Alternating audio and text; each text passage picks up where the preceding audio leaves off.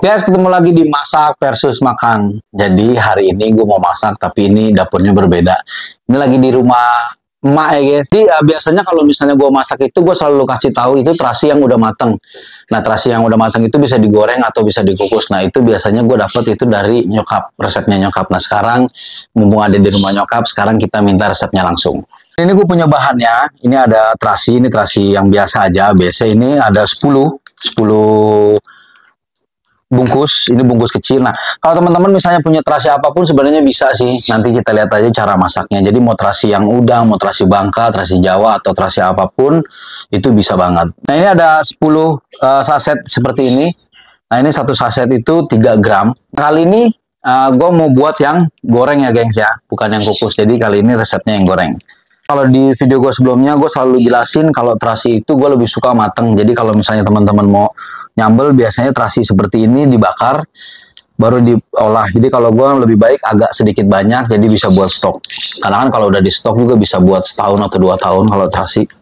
Nah ini kalau misalnya mentah seperti ini tuh baunya masih bener-bener strong banget. Jadi kalau misalnya udah dimatengin itu udah nggak bau, nggak terlalu strong juga. Nah itu udah lebih enak buat diproses masak sambal atau apapun.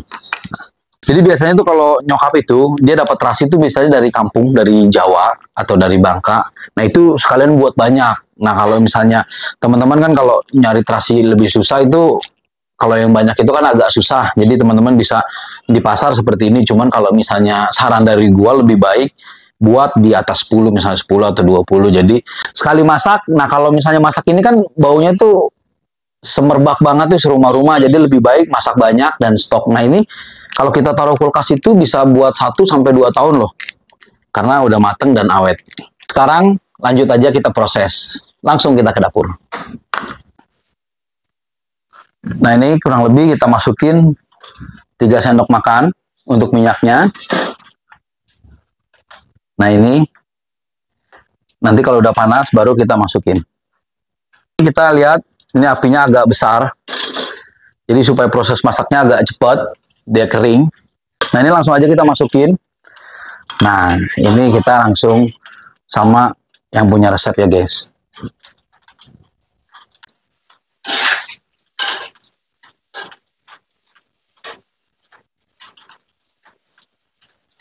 Nah ini apinya kita kecilin ya.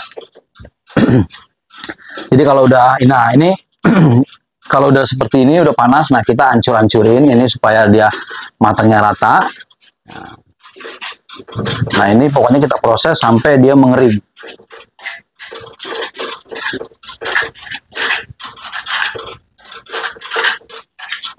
Nah ini pokoknya kita harus aduk supaya dia itu matangnya rata dan nggak ada yang gosong. Lihat apinya pokoknya kecil, jangan terlalu besar. Kalau misalnya besar nanti dia itu gosong, jadi nanti terasinya agak pahit. Jadi apinya itu kita kecilin. Nah ini benar-benar harumnya itu serumah-rumah ya guys ya.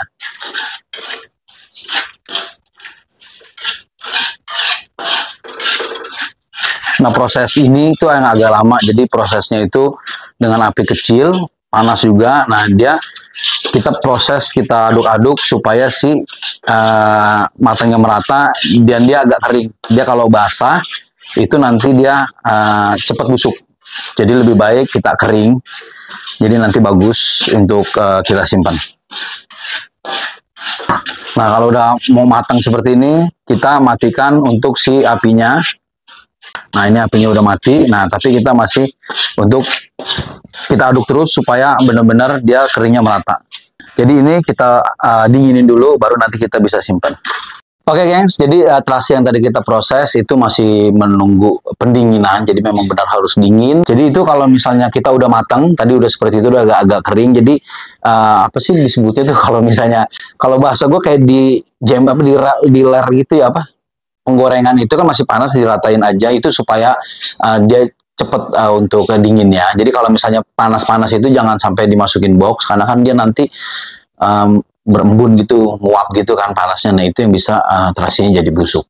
Nah ini gue udah punya stok juga, si nyokap itu udah punya stok juga. Nah ini kalau misalnya udah jadinya itu seperti ini.